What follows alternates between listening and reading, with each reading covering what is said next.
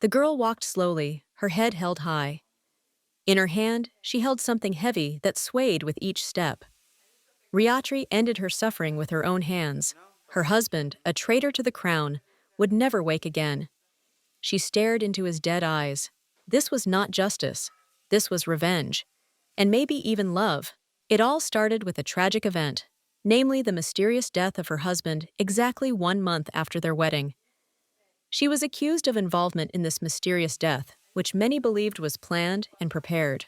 Over time, it turned out that he was a traitor, so his wife and servants were punished according to the law of collective responsibility, when the punishment applies to all people who were with the accused. The girl was forced to flee in order to stay alive, because although she was close to her husband, there was no special love between them, and therefore she was not going to give up her life just like that.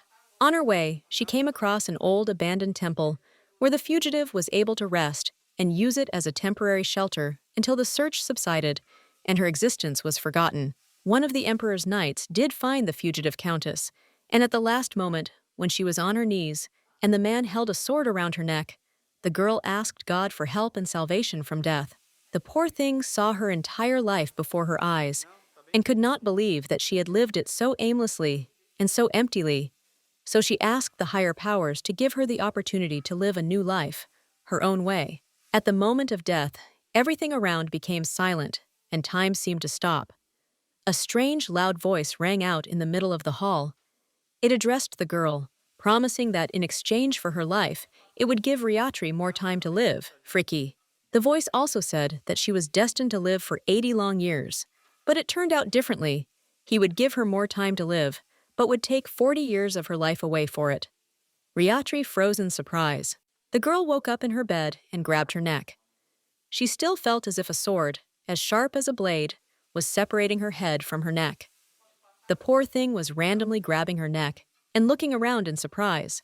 She remembered the wedding she had been forced to agree to because she had no other choice. And if that marriage hadn't happened, she would still be alive and not be going through all this. But even her escape from the wedding ended in her imprisonment in her fiancé's estate. Then there was her husband's betrayal and his sudden death, a frantic escape, punishment, and return to life. Later, she tried to plan another escape, but was caught and punished again. Events repeated themselves in a circle, and each time she had less and less life left, which she regretted. Eventually, it got to the point where she had only 10 years left to live. The terrifying realization confined her to bed, and she fell into a state close to apathy and a complete loss of strength and energy. But it was still difficult for her to get used to death and the experiences that accompanied it. What worried her most now was the emotion of anger, which prevented her from thinking rationally and reasoning, interrupting all thoughts. It seemed to her that the man had justly been punished for his betrayal and deceit, so she never once regretted killing him and cutting off the head of the scoundrel who was ruining her fate. Each time she felt that she was one step closer to freedom, but each time she was punished for her crime, and at best thrown into prison. Thus she tried to correct her life 4 times. This time, the girl was not going to act thoughtlessly. A plan was brewing in her head to hand over the traitor with her own hands, gather evidence of his evil intent, and inform the emperor. There was a threat that her husband himself would reveal her plan, and so she struck first. Therefore, she walked through the dark corridors of her husband's estate and carried his head in her hand, frightening the servants with this picture. Finally, Riatri took the plate and carried the traitor's head into the common room where the guests were gathered. She quickly opened the door and attracted the attention of those present, who tried to guess what was on the tray. The emperor was sitting on the throne when the poor girl knelt before him, despite the menacing tone in which he asked how she dared to enter the coronation hall without permission. Riatri removed the lid from the tray and displayed what she had brought for His Majesty the Emperor. He and his loyal subjects were shocked by what they saw on the tray and doubted the girl's adequacy. The heroine came into this world in a noble family, the youngest child. Her mother died early, and her brothers treated her in a way that even her enemies could not imagine such cruelty towards the girl. Every day she was harassed and persecuted by the boys who would not let her rest. No one dared to stand up for her and punish and stop the brothers' tyranny. The father considered them heirs of the family, and placed his hopes on them for the future of the family, so he forbade anyone to contradict them or hinder them in any way. And the girl was simply an unwanted child for him. The man tried to sell her for the highest price by marrying her off to a nobleman, thus improving his financial situation and strengthening his position in society and among the aristocracy. Long before the girl turned 18, she began to notice the gazes of men and young men from the aristocracy, who looked at her like a predator looks at its prey. And even her husband, Count Brutus, seemed to her a pervert and somewhat insane. His love for young girls was too well known and frank. Everyone around him talked about it. But on their wedding night, he openly announced that he only needed the girl to take possession of the lands that her father would give as a dowry for his daughter. There was no talk of love. After that night, the husband treated her like an empty space. He paid no attention to her and did not even try to somehow show the courtiers his good attitude towards his wife, to somehow single her out. When Riatri was finally left alone, she felt free, not dependent on anyone, and not obligated to anyone or anything. This lasted until the moment when the Count conceived a betrayal and a plot. The Emperor had all the necessary papers in his hands, which contained evidence of treason against him. Without informing even his closest advisors, he gathered the entire aristocracy for a ball. The reception lasted 4 days, and all this time the nobles, among whom were traitors, were in a kind of imprisonment, while the emperor tried to find all the guilty and sow suspicion and unrest among the people. Riatri behaved calmly. She did not show any signs of being surprised by anything, because she knew everything in advance. The girl devoted herself entirely to enjoying the dishes, surprising everyone present with her calmness. Behind her back, there were whispers that she personally brought the man's head on a platter for the emperor, while Riatri simply enjoyed delicious food and all the joys of life in peace. She was interrupted from her peace and bliss by the appearance of her father and brothers. The man emphasized that he was now very proud of his daughter and considered her deed worthy of all praise, and even a reward from the ruler.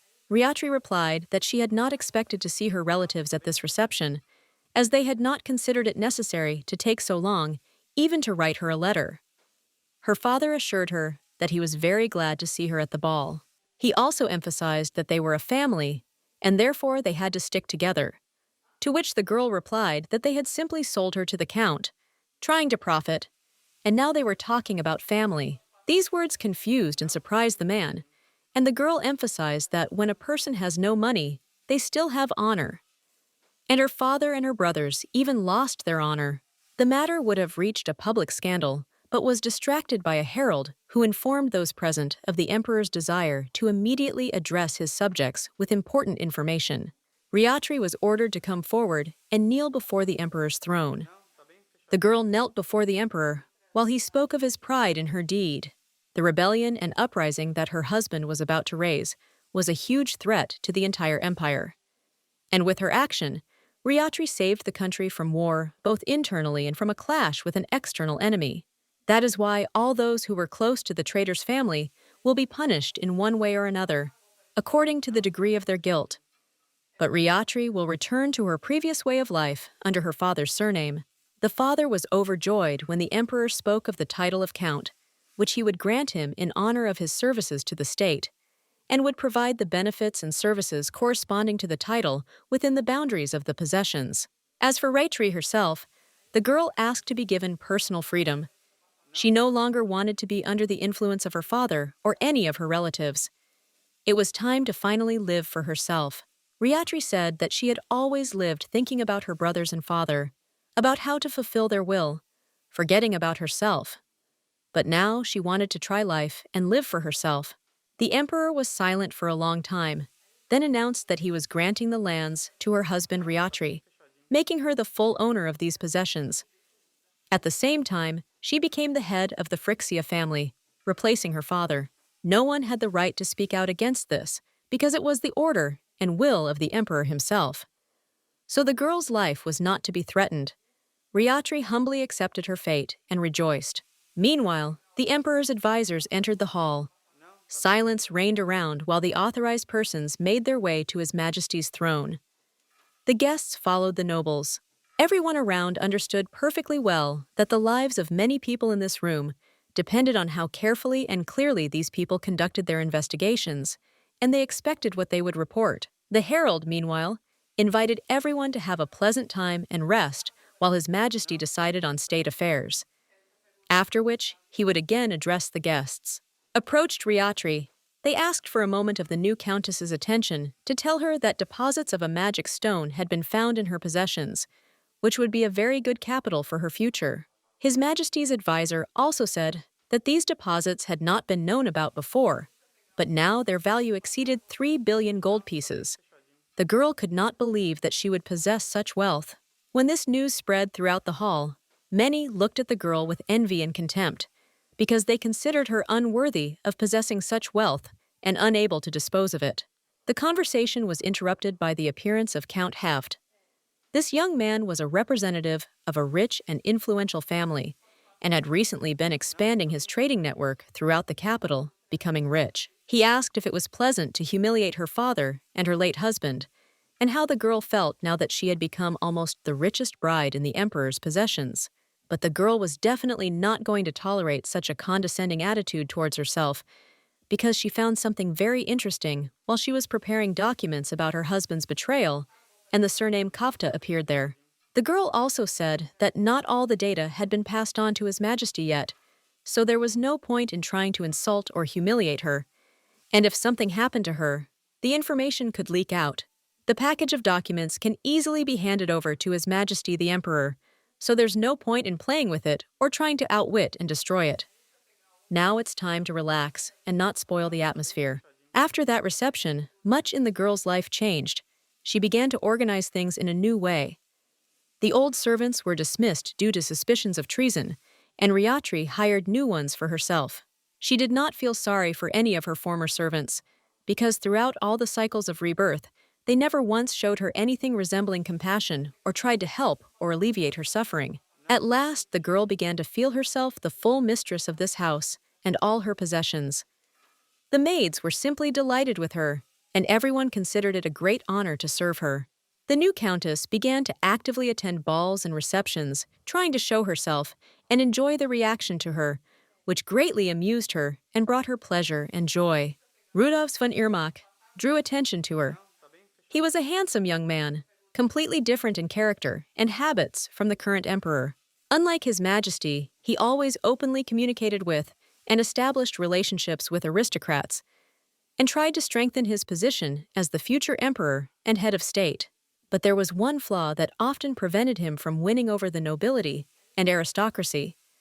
He was too straightforward and too greedy for material possessions and gold. So he immediately asked if the new countess did not wish to ensure the peace and preservation of the wealth in her possessions by the forces of His Majesty the Emperor and his troops in the territory of the Riatri possessions. The girl replied that she was not going to use his services, but it is always worth remembering that the main trait of kings and emperors is the ability to endure and wait for the right opportunity. Riatri emphasized that if she waited a little longer, she would leave this world on her own. This had an ambiguity that put the prince in a difficult position, and he did not know how to respond. After the girl was left alone, she thought that it was very arrogant. So, should she have expected punishment for having somehow offended a crowned person? Her father was again giving her no peace.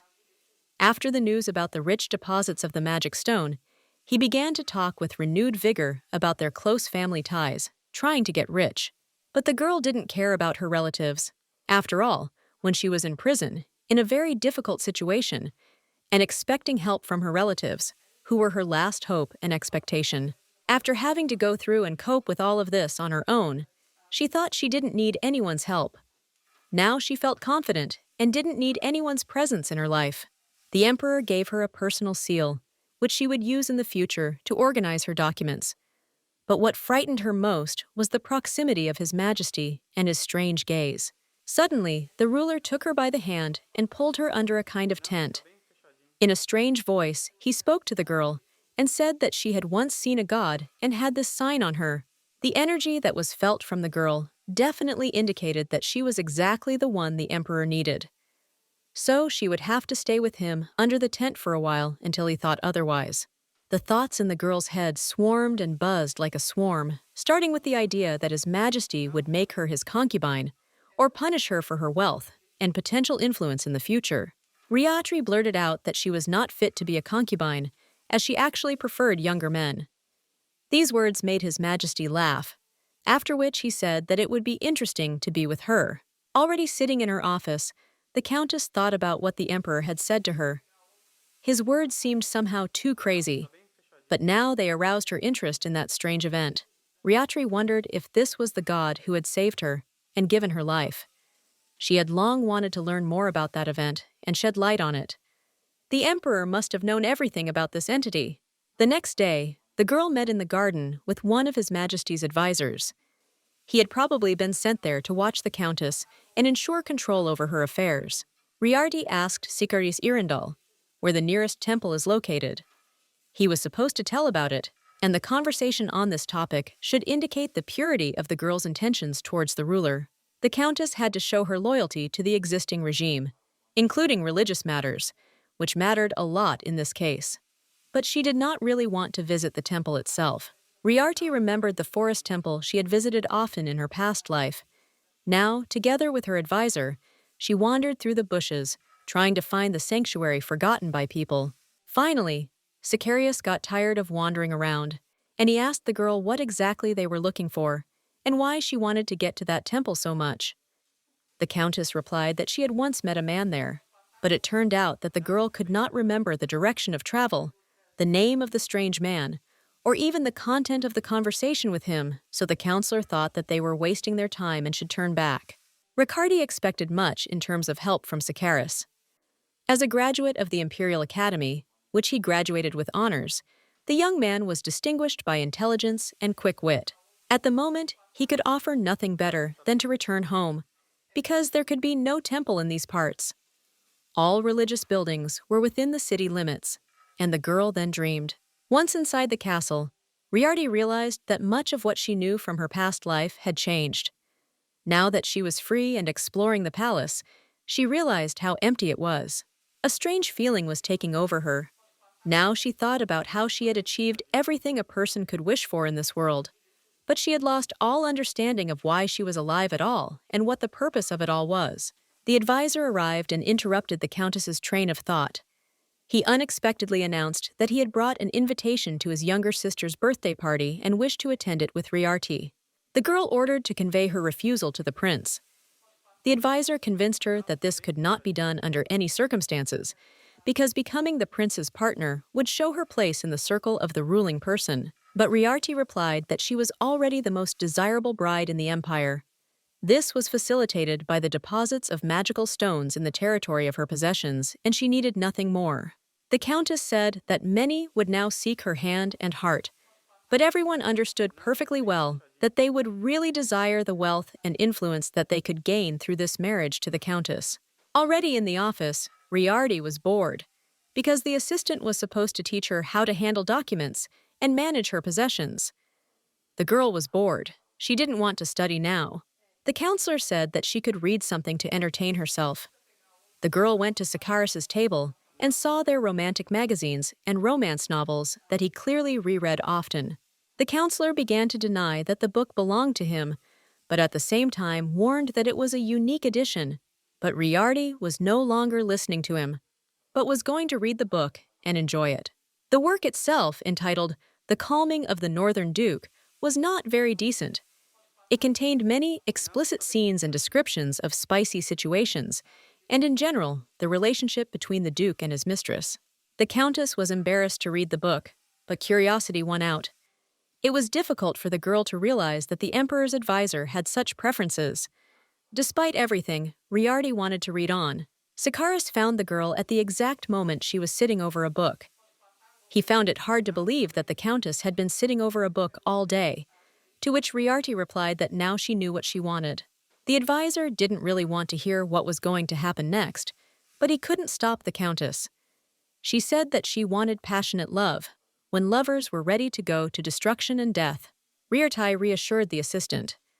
She explained that she wanted to try loving someone, because up until that moment she had never asked herself that question, nor had she even tried to understand what it could mean. A few days later, advertisements were placed throughout the county announcing that a recruitment was underway for a fiancé for Reardy. The advertisement outlined the conditions and tests for candidates. But what surprised everyone the most was not even the fact that the Countess was trying to arrange her intimate life in this way. Everyone was surprised by the size of the reward that the winner of the casting was supposed to receive. The very next day, the queue of those wishing to receive a reward, and at the same time become a groom for almost the most desirable girl in the empire, stretched far beyond the Countess's palace, and people kept arriving. The counselor was struck by the recklessness of Riardi, who dared to offer the plebeians such a pastime. The money alone would have been enough to maintain more than one estate and its servants. It seemed like the girl was out of touch with reality, as she ignored the crowd in front of her house and kept insisting that she wanted to love someone. The counselor said they were only interested in money. The girl, in turn, asked the assistant what he had forgotten in her possessions. After all, he was free to leave her at the first opportunity, to which the assistant replied that he had to make sure that she did nothing wrong.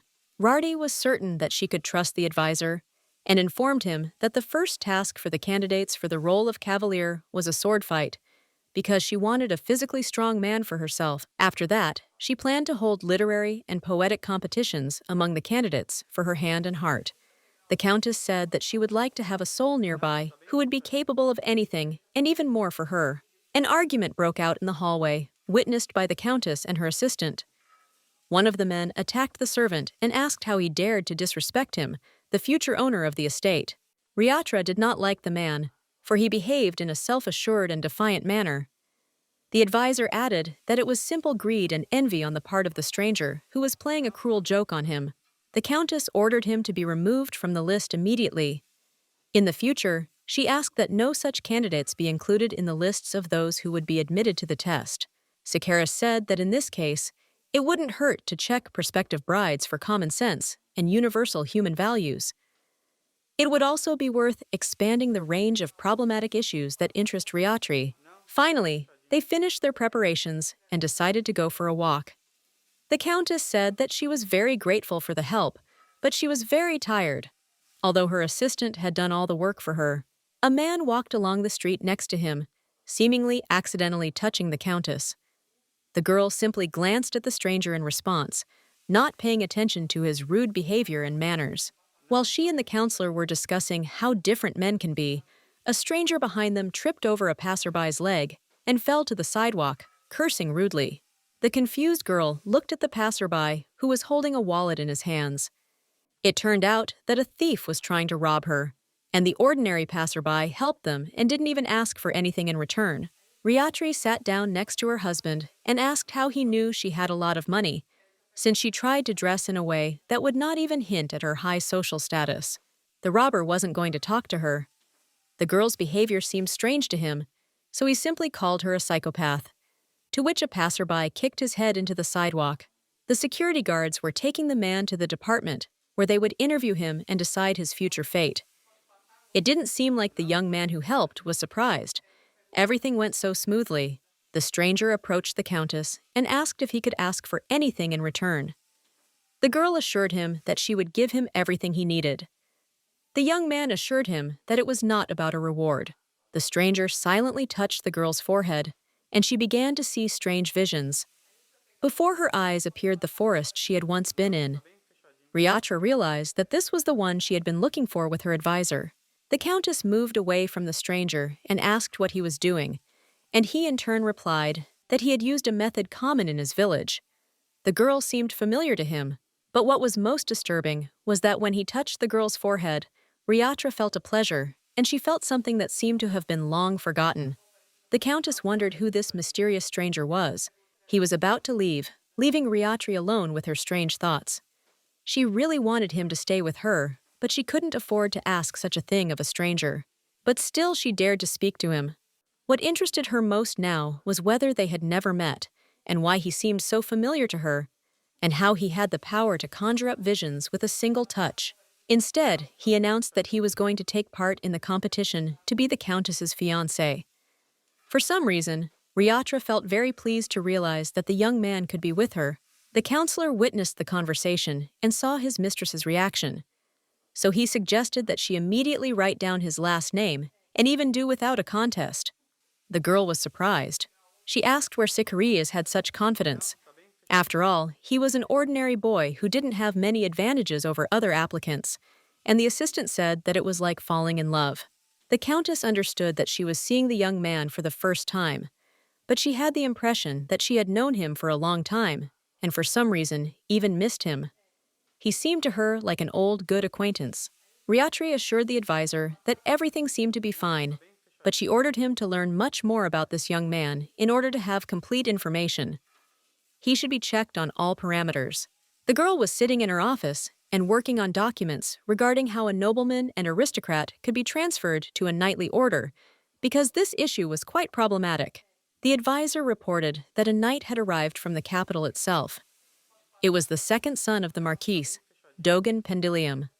It was worth taking a closer look at this young man, because he was actually very talented and capable. After passing the exams at the academy, he devoted himself to military affairs and was knighted personally by the emperor. Over time, he became the head of a detachment of knights, the guards of His Majesty, but for unknown reasons, he was transferred to the countess's estate. There was a theory that the reason was his father's close relationship with the former count, who had drawn the Marquis into a conspiracy against the government. Logan gave the impression of a mighty warrior and a strong man.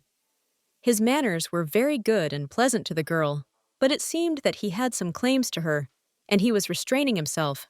Riatri thought that the young man had every chance of hating her husband, because it was he who had seduced his father with promises, and had led to the fact that children and descendants would pay for the sins of their parents.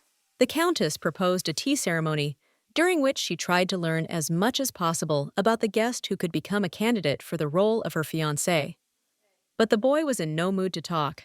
He threw papers on the table and said that he had been told about strange accusations against the mistress of the estate herself.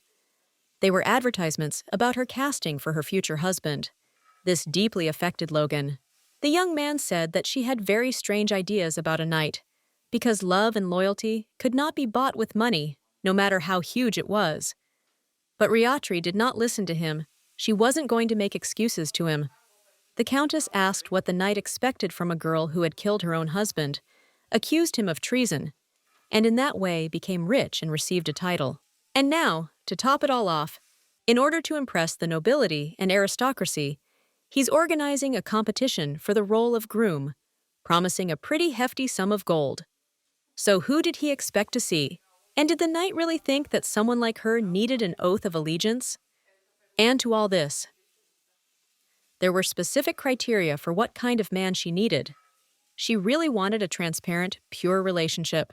Riatri asked if he had really come here for money, since honor and loyalty had been familiar to him from the very beginning. Besides, the girl's value was far less than the value of the promised gold.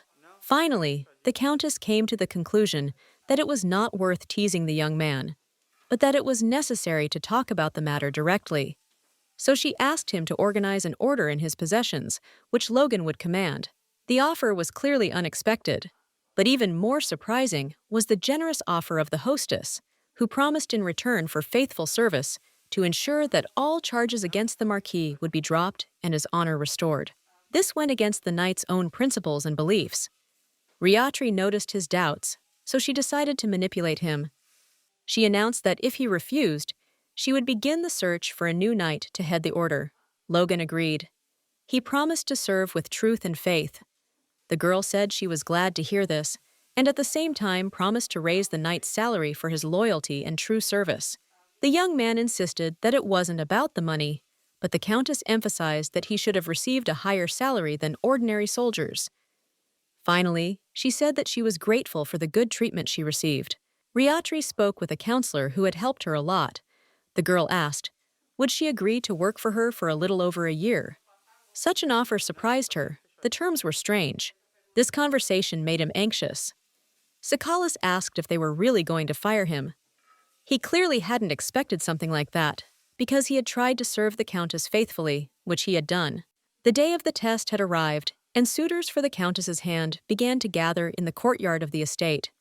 The girl wondered how many people would try to impress her with their strength and skills today.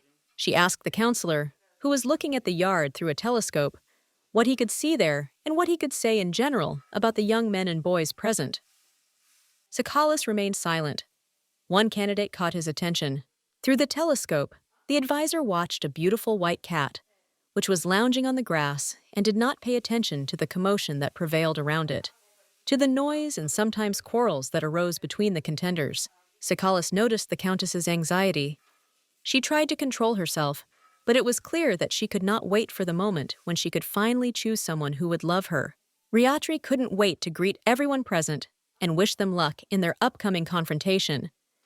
She was also excited to look into the eyes of her future fiancé. The girl realized that there were a lot of participants in this challenge, and she wouldn't be able to test everyone in one day.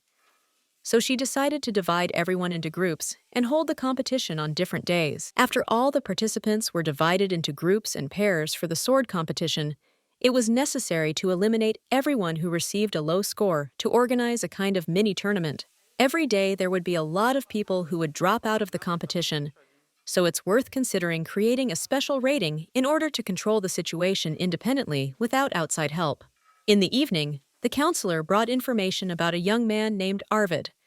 That was the name of the stranger on the street, who had such a strange aura and who had demonstrated his skills to her. There was very little information. It was only known that recently the young man had been living in a distant village, and he was not very often in public. But on the contrary, he disappeared and came back again. Over time, his appearance no longer bothered anyone, and everyone became accustomed to his oddities. He did not establish any relationships with anyone, and often disappeared and did not want to communicate or talk to anyone. Riatri asked what was the reason for this lifestyle. Did he just like living like this? The counselor replied that people were talking about his strange activities and hobbies. After all, the young man was engaged in searching for abandoned temples and religions or beliefs that people began to abandon over time. He collected artifacts that were associated with forgotten cults and rituals. Sakalis also said that people close to Arvid, who managed to befriend him, recalled his last words before he disappeared. He said that he had finally found what he had been longing for. For a long time, Riatri thought about that strange young man, but she was distracted from her thoughts by Knight Logan. He had already become the commander of the order, who swore allegiance to the Countess personally and promised to protect her possessions. The experience of staying in the capital helped Logan very quickly organize the order according to the structure and procedures that prevailed in the knightly orders that served the emperor personally. Now he had come with an offer to escort the lady to the box from which she was to watch the competition.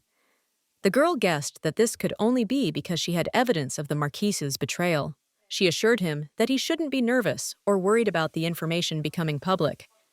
The young man replied that it had nothing to do with it, and that he just wanted to be with her and protect her. Training and demonstration fights were already taking place in the courtyard when the assistant announced the arrival of the Countess. Everyone around stopped and carefully examined the one who could soon become their soulmate. But everyone was upset by the fact that Riatri was walking next to Logan, about whom the locals had already started to make up legends and gossip.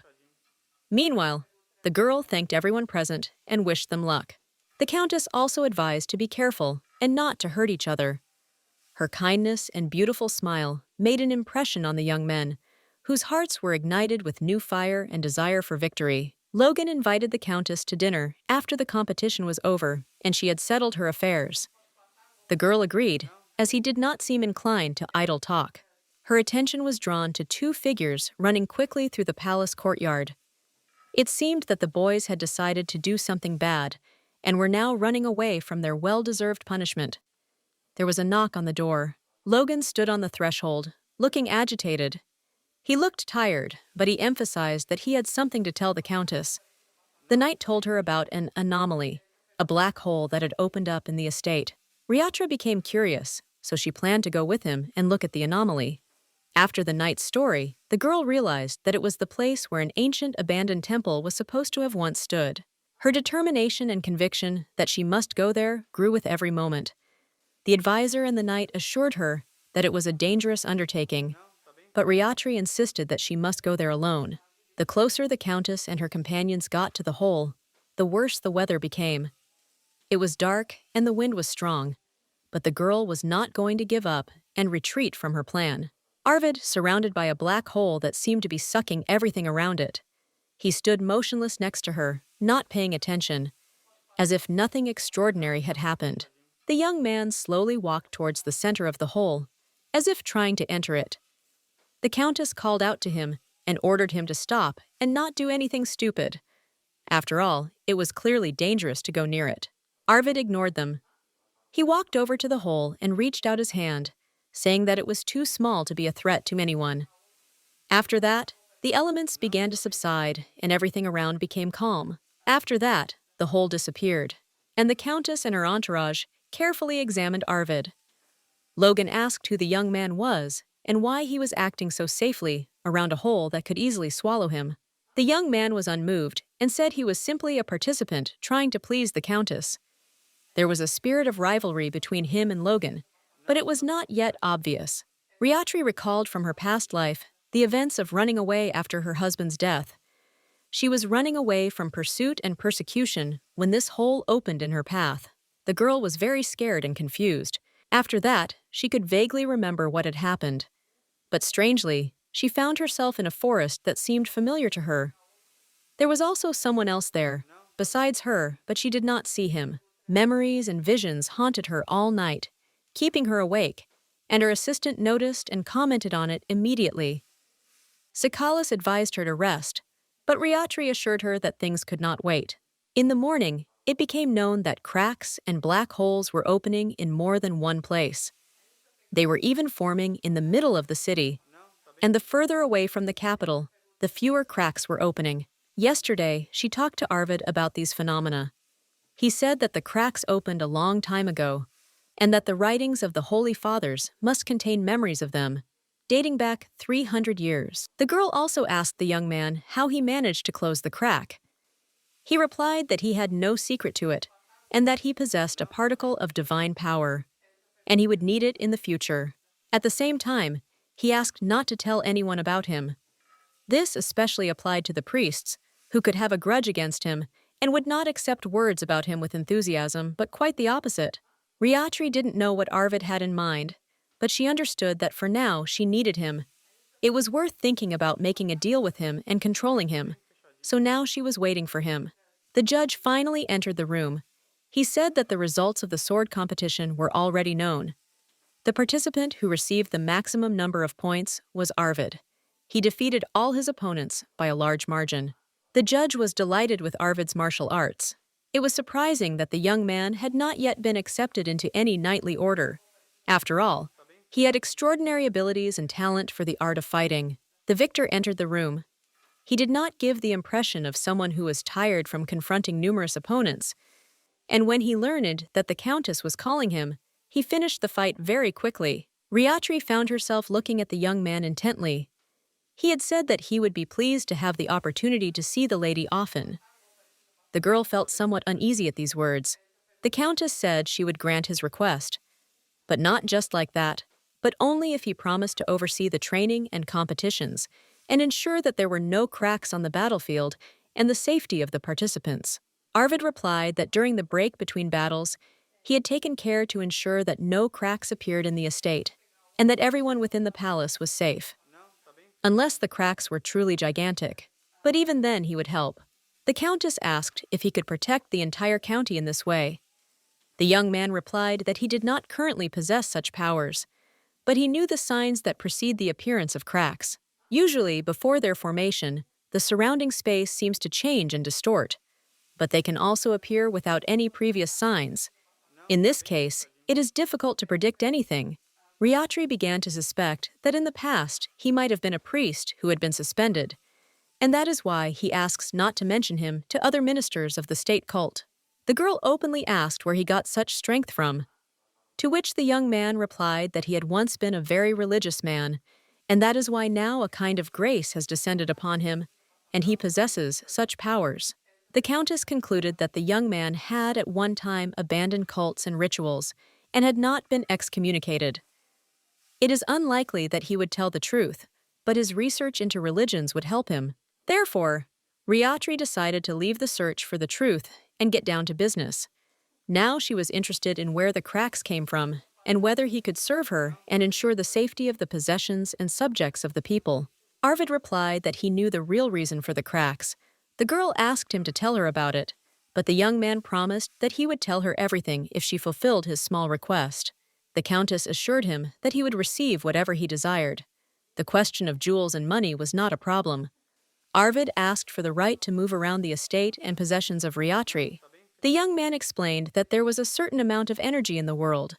When one pole of the energy charge became too large, the other became weaker in order to create and maintain balance. And when the energy axis shifts and doesn't exist correctly, then cracks appear. Energy that shouldn't exist, that is residual, begins to affect the world, and cracks form in reality. This sometimes happens when someone tries to take a piece of divine energy for themselves, or it simply exceeds the capabilities of one person trying to master and subdue it. The Countess began to suspect that he was now alluding to her and her desire to survive at any cost. It was she who could disrupt the existing balance of energy and its exchange within this reality. Hysterical laughter began to overwhelm Riatri. She realized that there was a possibility that the cracks would bother her, but the girl was not going to just die and give up in the face of difficulties. The Countess asked if Arvid would help her resist the negative effects of cracks and excess energy. He agreed and assured her that he would provide her with safe living conditions. Riatri thought that she wasn't going to die before she fell in love with someone. So now she was completely focused on finding someone with whom she could share her fate. The Countess thought that she would like to live life as she wanted.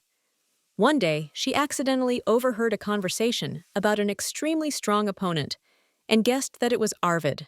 The young men continued to say that the Countess herself was also strange. After all, she was not in her right mind. After all, it was her idea to organize such a tournament, and therefore there were problems in her personal life. One of the comrades said that there is a benefit for the boys in this competition, because if they become the winner, they can take possession of all the lands and wealth, and marriage will be a nice bonus. The young man continued to say that the desire to follow the boys at the tournament indicated a great and strong attraction to the male sex on the part of the Countess. She could not have done this just like that. The conversation, which defamed the girl's honor, was interrupted by the appearance of Sir Logan. He asked why they had gathered here and how they could say such things about the Countess, defaming her honor. The knight drew his sword and put it to the young man's neck. The young man did not expect such a thing. Logan assured him that for all the words about the Countess, he would have to answer with all severity, and there would be a reckoning for everything. The young man began to beg for mercy, but the commander of the order had already raised his sword over him and was about to deal with the scoundrel. But Logan stopped him in time, saying that he was not going to disrupt the order. The knight stopped right next to the place where the Countess was standing. He called out to her, and the girl could not understand how he had found her, and generally found out where she was hiding. The commander was truly talented. Riatri emerged from her hiding place and asked how he had known of her presence. The young man replied that a true knight must always be alert and constantly prepared for danger. Finally, he said he had given away her scent. She promised to use a different perfume or body oil next time. Logan felt a little uncomfortable at her words, but he held back. The Countess thanked him for his care and attention, as she herself was going to deal with this scoundrel. But she could not understand how to do it. Logan was very helpful. The knight promised that there was no need to worry about such things anymore. He would personally tell his subordinates about the incident and monitor all participants, including their statements. The girl noticed a strange look from Sir Logan. She had never seen such a look in all her past lives. The girl wondered what the knight was thinking now and what he was feeling. The Countess assured her assistant that he shouldn't waste his precious time on such trifles. And she herself wasn't going to concentrate so much on this moment. The knight, meanwhile, said he was very sorry. He considered himself to be to blame for what had happened. But Riatri assured him that he had brought order to her domain, as the crime rate had decreased. Suddenly, the Countess realized that all this time, the young man had been trying to gain her trust and prove his devotion to her. This could explain the sad and deep look he was looking at her. The young man asked why she had signed him to such a short-term contract. The girl replied that she simply didn't think he would enjoy being in her possessions after an unsuccessful acquaintance. Riardi also said that she was always grateful for the kindness and good treatment she received from the knight. She simply wanted to provide him with decent working conditions and appropriate remuneration for his service. They were walking in the park, and the girl told him about reading a book about the knight's oath. She wanted to know more about such things, and Logan could tell her about all the nuances of it like no one else. The Countess wanted to be in the place of noble ladies, before whom brave and glorious knights kneel and ask to take the oath of their loyalty. At first it seemed pathetic, but now her opinion has changed. This moment should have been exciting and romantic for any girl, and when it was done in front of a noble audience, there was clearly something to it, and it could only mean a personal victory for the lady. Riardi asked if such moments actually happen in real life, or if they were just written to make the novel more interesting to read. Logan assured her that they do sometimes happen. The girl was generally interested in the knight's personality. She asked if he liked literature, if he could boast of his exploits, and if there was really a place in life for exploits and recognition. He referred to oaths and promises in all his questions. But the girl wanted to hear about his romantic feelings for someone, about the love that gave him no peace. But the young man remained silent. But suddenly he asked the girl if she wanted to hear something like that. In his opinion, the world was too cruel. And Riatri was upset. Because she had very little time left to live, she would not have time for anything. The Countess understood that she did not want to be responsible for someone else's life, because she had not yet fully understood her own. Incomprehensible feelings overwhelmed her and prevented her from thinking. Time passed unnoticed by both of them as they talked. But at the end, the girl asked if her protector, Sir Logan, was going to make such an oath to anyone. He preferred to remain silent. It was difficult for the young man to answer this question. It touched the deepest layers of his consciousness and personality. After all, he had grown up on novels and works about knights and their oaths of loyalty to ladies and kings, but over time, many ideals and principles in society became mere ceremonies meant to impress others, with no real substance. Moreover, they were easily violated by everyone. Logan understood that the Countess was the one to whom he would prefer to make a real oath, one that would burn his heart with fire and give him no rest day or night. But the girl had seen a lot in this life. Her sad eyes indicated that she had been through a lot and was skeptical about things. He wouldn't dare swear an oath to her. The Countess didn't need it, and she didn't want it. 3 days have passed since the incident with the crack. A magical artifact, once worked on by magicians and priests, was sent from the Emperor's palace. It promised effective protection against the cracks. However, there was a problem. It was necessary to install the artifact in places near the faults, which ordinary people could not do, because they were terrified of black holes and their effects on the body. Therefore, by order of the Countess, a reserve unit was created to specifically deal with the issue of installing magical artifacts near anomalies and deactivating them.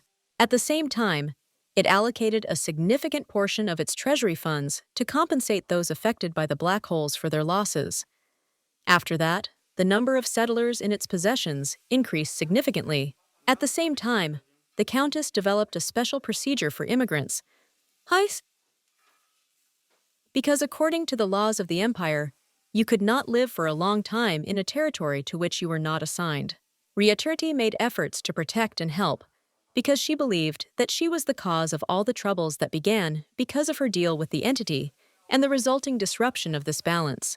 But despite all this, the test for the cavalier and future groom was passed and reached the second final, which meant that now the candidates would be tested for their stability of character and strength. But the Countess eventually lost interest in what was happening. She tried in every way to spend more time with Arvid, who often visited the palace.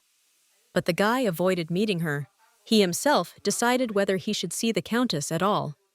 Perhaps the reason was his simple nature and behavior as an avid adventurer and researcher of ancient forgotten cults. It seemed as if they had become just friends and had known each other for a very long time. Their meetings were not like walks and conversations with Sir Logan. They were calm and quiet. The assistant reported a letter to her mistress, which mentioned the birthday of the crown prince. The Emperor's palace was trying to find out whether the Countess would be present at the event. Last time she declined an invitation to the princess's birthday party, and it didn't have any consequences. But this time, her loyalty to the future ruler may be tested.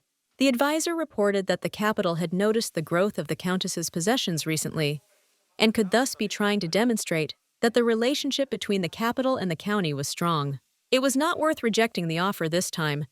After all, it could already be considered an attempt to humiliate the ruler and his family in the eyes of his subjects. Besides, it is worth getting out of the house sometimes. The girl thought about going to this event alone, without anyone's help.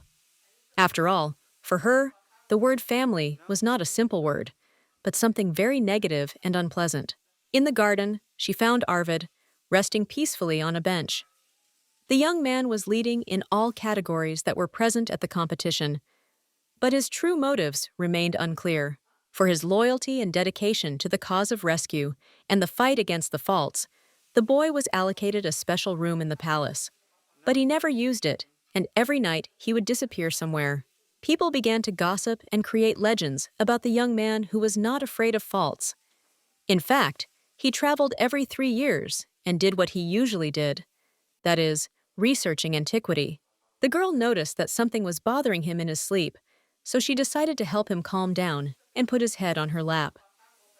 She wanted to get closer to the boy, but time was getting in the way. The countess wanted to know what secrets the boy was keeping, and what was bothering him now and preventing him from living a normal life. So in the future, Ratri would try not to touch him and not torture herself. As the girl was returning to the palace, her brother stopped her. It is not known how he ended up here, but he tried to give the impression that he was not at all worried and that he cared about her. Rayton was his father's favorite since childhood, as he was the first child in the family. His father had high hopes for him and tried to help and support him in every way. The son tried his best to live up to his father's expectations, but it so happened that due to constant failures, he began to show too much aggression towards others, including his little sister. The brother asked if Riyat was going to go to the prince's ball with one of the young men who would pass this strange selection. This could not be done, according to the brother, because it was against all the rules. The girl really liked this idea. After all, in this way, she would take revenge on her relatives, who were obsessed with the status and significance of their family. They would not profit in her name and at her expense. In reality, her father and brothers would try to sneak into the reception in order to attract investment from the nobility and aristocracy. But the countess was going to thwart their evil intentions. She would definitely come to the ball accompanied by one of the gentlemen. Completely ignoring their attempts to influence her was the greatest pleasure at the moment. Ratri could not miss such an opportunity, so now she ordered her brother to get out of here. As for the prom date, she would think about it herself and deal with it herself. Family no longer mattered to her, and she could not dictate anything. The brother lost control of himself. He asked why she was talking to him like that. After all, she had changed very quickly and began to behave independently and self-confidently as befits an upstart. For some reason, at this moment, she remembered how her father and brothers had sold her at a bargain price just for their own profit. At that time, they had not asked whether she liked this turn of events and her marriage to the count. The younger brother tried to stand up for his sister. He insisted that the groom was too old for her, but his father assured him that the count was giving a large sum for the girl, so he should agree. No one took the girl's opinion into account. Her father assured her that the girl would only be happy to contribute to the family's well-being. Besides, she would be better off there than in the house where everyone despised her. The day after this conversation, witnessed by the girl herself, who was hiding in the closet, the wedding announcement came. No one asked Riyad's own opinion about her future fiancé and marriage. The girl told her brother that now he was completely at her disposal, which meant that she could do to him what they had done to her, that is, sell him into slavery. And no one would think of blaming her. Alvid stood in the way. He caught the villain's hand and squeezed it tightly, so that a crack was heard, and the uninvited guest felt pain. Arvid let the boy go when he began to resist and threaten. He had no intention of maiming his brother Riyad, but he ordered him not to say a single bad word to his mistress, otherwise he would regret it. The countess introduced Arvid. She said that he was a promising young man, and that he would certainly win the competition she had organized. She also hinted that he would be her partner at the ball. At this point, his brother's patience snapped. He asked if his sister was okay. After all, his father would definitely not survive her appearance at such a serious event in the company of no one. The girl told her to watch her tongue, because it could be her future husband. A new member of their family, both boys fell silent, shocked by her words. Riyat had achieved what she wanted. The brother did not calm down. He accused her of ingratitude. After all, it was thanks to the family that she received the status of a countess. There was some truth in his words, but he mixed up something and did not tell the truth. Riyat assured him that she had never asked for anything like that. They had traded her as they saw fit. Now he had no right to even hint that it was all done for her. The young man asked her not to be so petty and to remember events that were long ago. The point was that the whole family firmly believed that it was thanks to them that she became a countess and received the title. These words cut painfully to the girl's very soul. She could not scream in the face of the impudent man that this marriage had become the cause of her constant deaths, and that she was forced to live only the rest of her life. A forced marriage, which was more like a trade agreement, forced her to fight for her life and existence. And no one could even imagine how difficult it was for her to realize her powerlessness at times. The brother tried to hit his sister again, but Arvid grabbed his arm in time and threw the scoundrel away. The young man warned that next time he would simply break the attacker's legs and send him to prison. Arvid led the girl to the gazebo, where she could calm down and get away from this conversation. It seemed that he guessed about her troubles, but remained silent, waiting until she herself started talking. The young man asked her to be silent if she did not want to speak. She could simply rest her head on his shoulder and remain silent, gathering her strength. The girl's feelings were obvious and manifested themselves. Finally, both of them calmed down and sat down on the bench in silence. The girl started the conversation first and said that she really wanted to eat. Arvid was glad, because when it came to food, the countess was okay. Riet said that from the very beginning she had planned to meet all the finalists of the competition. But now, strangely, she wanted to spend more time with Arvid, which surprised the young man very much. He joked, saying that now he had to take first place all the time. The girl understood that he was pretending to be surprised. Usually he had a different expression on his face. Arvid asked what banquet they were going to. The girl told him that they were going to a reception in honor of the birthday of His Majesty the Crown Prince. So it was worth preparing carefully. The boy was surprised. Riet asked if he didn't like the noisy gatherings of the upper echelons of society and their boastful conversations, devoid of any meaning. Arvid replied that it was not appropriate for a commoner to be there. The countess assured him that everything would be fine. He shouldn't worry about it.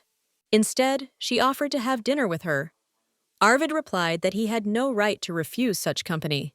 As they approached the palace, the girl asked him not to tell anyone about what he had witnessed.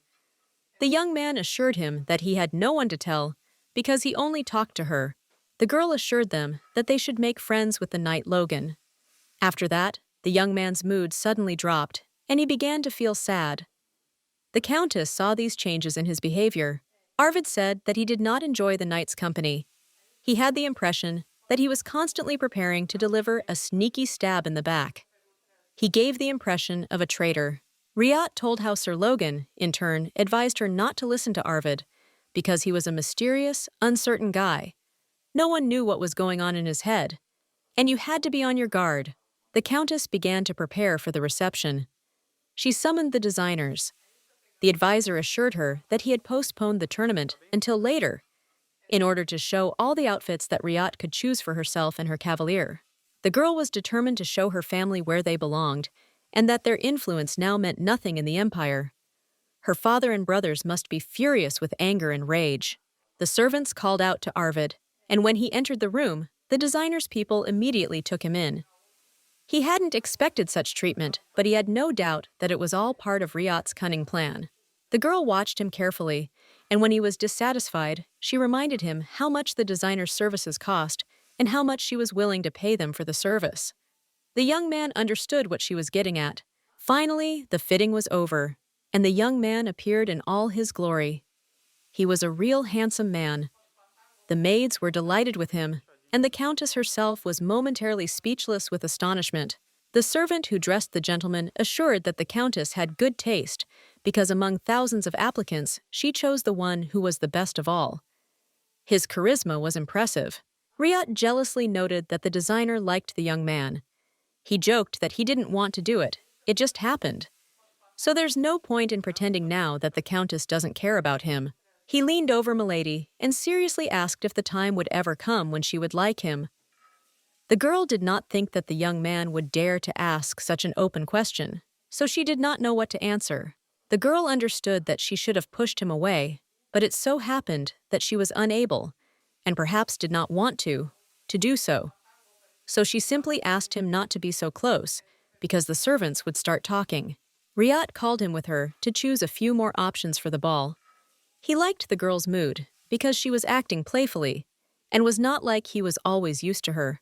When Arvid said that he had already spent a lot of time trying on the dress, the Countess assured him that it would be pleasant and that he would like it. After that, he had no strength to refuse, and followed her into the room. Riyad also said that a couple of such attempts would make her fall in love with him. It was difficult to tell whether these words were true or whether the Countess was mocking him again. So Arvid agreed. After that, the young man continued to show off more and more new outfits. The Countess was delighted with her successful choice. She could not help but admire the young man and his beauty, jealous of the fashion designer. But the rifts, which began to spread even more intensively throughout the country, did not give peace. The authorities decided to increase the number of guards. Logan also prepared an escort for the Countess to the banquet. The knight showed off his best retinue, who would be ready to come to the aid and protect their lady at any moment. But among the group of men, there was one special guard who was spoken of with admiration. It was a red-haired, short-haired girl named Sylvia. Sylvia was of my build and was famous for her fighting qualities and loyalty to the Order and Milady the Countess, which Logan had personally spoken about. The head of the Order promised that he would guard Riyad at the ball, and that Sylvia and the other members of the escort would be nearby. In this way, the maximum level of security for his mistress would be achieved. The night girl was pleasantly surprised to meet the Countess. Riyad was grateful that Sylvia had agreed to accompany and protect her on such an important occasion, something many knights were afraid to do. The lady and Logan were left alone. The head of the Order had the right to express his concerns. They mainly concerned the Countess's cavalier, Arvid. Various rumors were circulating about this young man. The girl assured that she was not going to change her decision, because the preparation was almost complete, and therefore she could not give up her decision. Besides, she had been going for a long time before this, and she was satisfied. Logan assured her that in any case, if Milady changed her mind, he was ready to keep her company and go to the ball with her. Riyad had not expected such frankness from the usually reserved head of the Order. The girl replied that she was honored to receive an offer from such a glorious and brave warrior, but she did not want to burden him with additional troubles. However, her decision remains unchanged. After all, Logan ended up in this place because of her anyway. Or rather, because of an imperial order that concerned a promising young man, ready to take his place in the capital, who was instead forced to come to the provinces. Added to this was the news that Logan was the sole heir to the illustrious Duke's family, and was to take his father's place. So, his proposal was not so reckless from a common sense point of view. The family was now branded as traitors. However, in a year, after the Countess's death, this stigma would disappear from many people. Then Logan would take his rightful place in the hierarchy and be an influential person. And now Riyad thought that she did not want to spoil this boy's life. So she told him that she was not worthy of his company at the ball. The glorious knight could find himself a better match which would be useful in the future. Logan asked to give him a chance next time. The young man did not think that the Countess was wrong to consider herself unworthy. After all, she, like no other, possesses all the features of an aristocratic person and a countess. When the young man was left alone, he realized that he was starting to get angry. The object of his anger was Arvid. It was because of him and his antics that he had to lose such a chance to go to the ball with Riyad, his mistress. The girl couldn't sleep. Her thoughts were restless, and she decided that she should go drink some warm water and relax. She couldn't get the conversation with the knight and the expression on his face out of her mind when the subject of Arvid came up. The Countess was walking down the corridor to the kitchen. She decided not to disturb the servants and went to get water herself. There was a noise coming from somewhere, which meant that someone besides herself was awake and wandering the corridors. But over time, it seemed to her that it was very suspicious, because there was no one around. In addition, one of the rooms remained open, to which the servants could enter only with the permission of Milady the Countess or her advisor. This door led to the tower, which contained all the documents and archive of cases that spoke of the betrayal of the old count and all his accomplices. So no one could just go there to harm the Riat case. The girl was not concerned about this, because no one but her knew about the secret hiding place where the original documents were. However, the girl was still uneasy and worried about the night guest. Finally, she reached the right door and raised the lamp higher to see the person standing in the doorway holding the documents. It turned out to be Arvid. The Countess was very surprised and could not believe it. The young man asked why the Countess was still awake, since it was a late and dangerous hour. But the girl's attention was riveted on the papers he was holding in his hands. Judging by their number, he had not reached the main archive. Riat said that she had just decided to take a walk around the palace and then saw the open door. There was a chance that Arvid would not believe her. After all, he could have been collecting the necessary documents for his case for a long time. The Countess resolutely stretched out her hand and demanded that the young man give her what was rightfully hers. The girl did not think that openly speaking out against an opponent who was heavier and stronger was pointless in this case. In fear, the girl dropped the lamp, and it fell to the floor. The young man grabbed her and covered her from the fire, which spread like a flower nearby. Arvid said that he would not like to do what he had to do now. He touched the girl's forehead, and she lost consciousness. The young man gently hugged her so that Milady would not accidentally fall. It was pleasant for him to hold her, but at the same time, pity filled his heart. Arvid took the girl in his arms and carried her to the bedroom. He emphasized that the Countess would not be able to remember anything in the morning. In his mind, he wished the girl peaceful dreams without visions. The day of the ball arrived. The Countess's mood was depressed. There was not even the slightest trace of the cheerful girl who had played slyly with Arvid the day before. She did not even immediately greet the gentleman. The conversation in the carriage was also not very good. Trivial phrases slipped through, but there was nothing meaningful. Both of them only agreed that it would be really fun, and they would enjoy life. The herald announced the arrival of the Countess. The guests fell silent. They carefully examined the girl, who had so quickly and unexpectedly reached the heights of society, and now came with a new cavalier. Those present were delighted with the beauty of Riat. The men said that they had heard a lot about her beauty and attractiveness, but in life she surpassed all their possible expectations. The ladies and girls looked at Arvid with envy. Everyone tried to identify the gentleman who had accompanied the girl to the ball. Many believed him to be from a neighboring empire. After all, no one could recall that any nobleman had such a handsome son. Riat's father and brothers knew the young man's true origins. They would gladly tell him everything they knew about this stranger. But in doing so, they could harm themselves and their reputation first. It turned out to be late. Father heard some of the guests discussing a handsome man who had participated in a famous contest organized by the Countess. Many considered his presence here unacceptable. The guests spoke loudly about the incident, and the father and brothers had no choice but to leave the hall. In doing so, they once again showed their true colors, leaving Riat alone with the angry nobles. The crown prince approached the Countess. He greeted her and said that he was glad to see her at this event. The young man said that he was afraid of her absence at the ball because she had been waiting until the last moment to answer. The young man also added that she had dared to reject his offer of partnership at the reception. Milady referred to a pile of unresolved matters in the estates that distracted from thoughts of the ball. Riat understood that the prince was proud and her refusal hurt him, but he certainly could not show it, because then he would have admitted his weakness. But this time he said that he was very upset, and at first he was angry. The guy gently took her chin and said that she was upset with her cold behavior. But in the future, he hoped that her attitude and behavior would become warmer and kinder. The guests witnessed this scene and heard clearly that the Countess was very interesting to His Majesty the Prince. This gave rise to even more gossip and rumors about this difficult girl and her influence on people. On the surface, it looked more like some kind of love drama.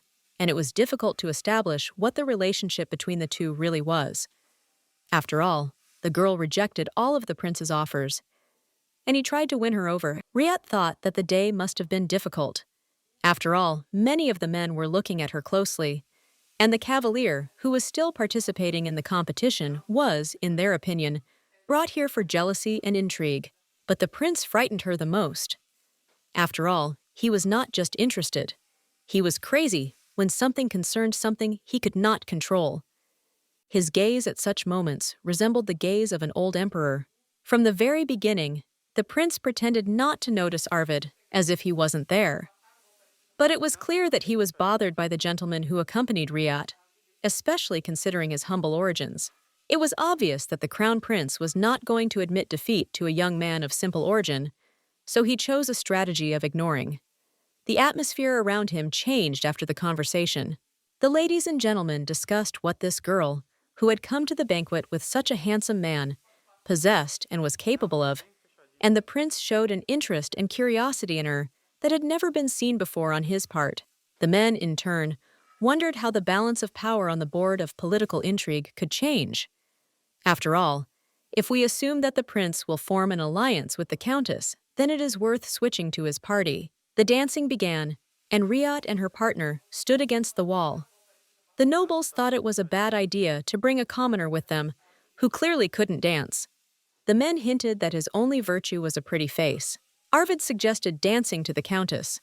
She didn't expect this and thought he was simply ashamed of the nobles' condemnation, so she asked him to ignore their words and the crooked glances in their direction. The young man insisted that he should dance. He had perfect control of his body, and he hinted that he should simply repeat after the couples who were dancing.